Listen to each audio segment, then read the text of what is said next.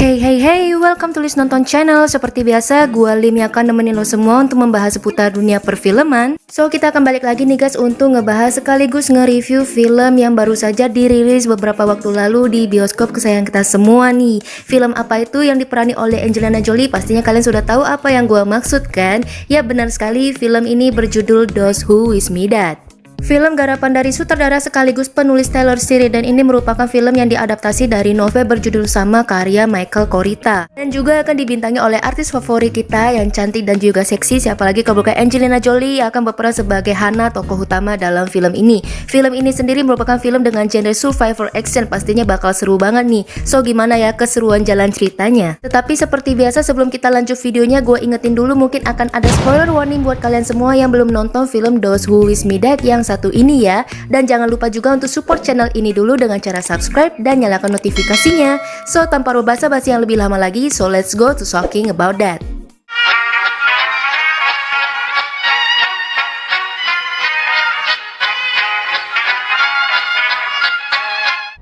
Are you someone I can trust? We promise absolutes. Act accordingly. Those men that came for your father. Did you see their faces? That's them. Cut you down. Give me something else to worry about.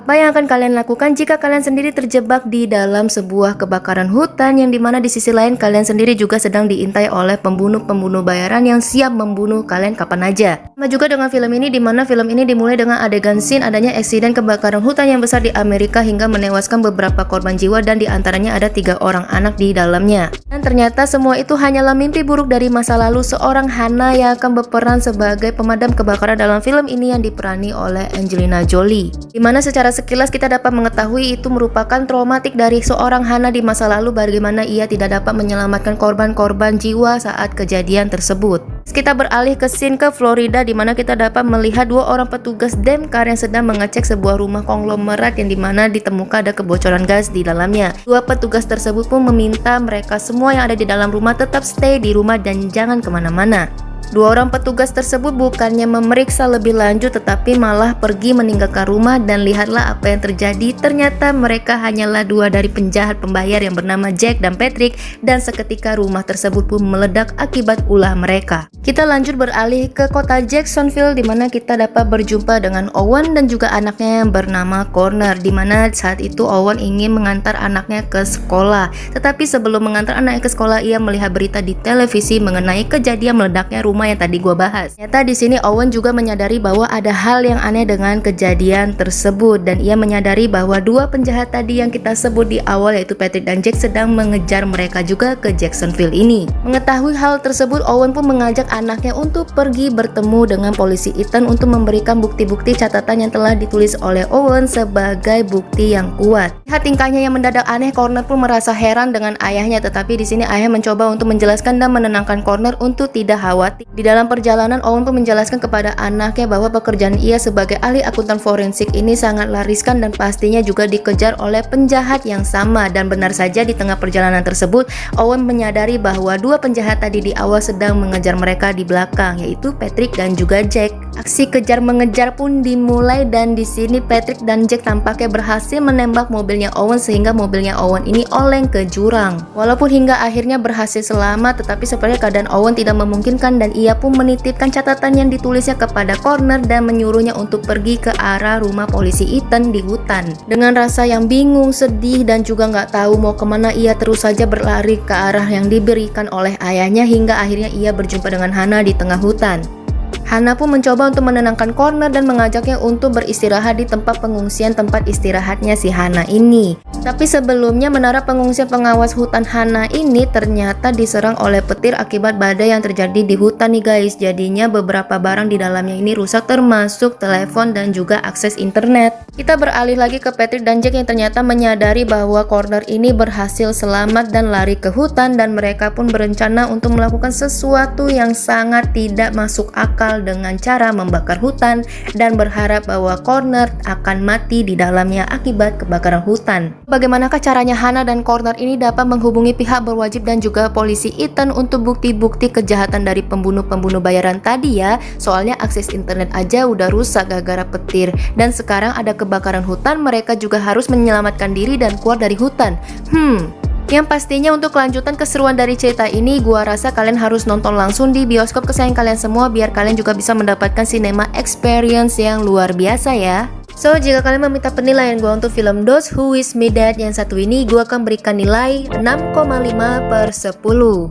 Berapa hal yang gue suka dari film ini bisa gue katakan. Yang pertama, gue menghargai banget usaha mereka untuk mengadaptasi ceritanya sesuai dengan novel walaupun gak maksimal banget sih.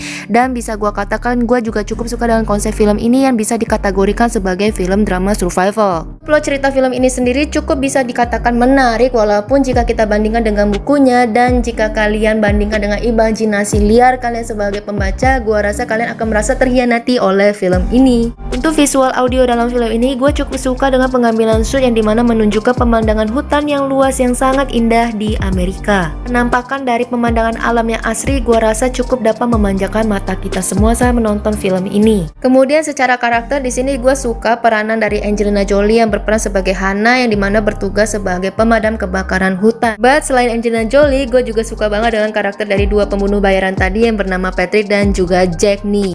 Cukup seru dan menantang buat gua untuk melihat aksi-aksi mereka berdua nih, apalagi saat mereka membakar seluruh hutan. Wow, itu sih nggak pernah kepikiran deh kayaknya oleh pembunuh-pembunuh manapun. Kayaknya PR banget gak sih untuk bakarin hutan, tetapi ya mereka kayaknya mau jadi yang beda aja gitu. Itu yang bikin gua seru banget untuk melihat mereka berdua. Film ini digarap oleh sutradara Taylor Sheridan yang gua rasa untuk secara skrip dan juga dialek ataupun naskah untuk film ini sendiri harusnya nggak perlu diragukan. Cukup singkat, simpel, dan juga kompleks yang digunakan setiap percakapan dari antar karakter sehingga memudahkan penonton untuk memahaminya walaupun lagi-lagi dihalangi oleh plot hole di dalamnya ya.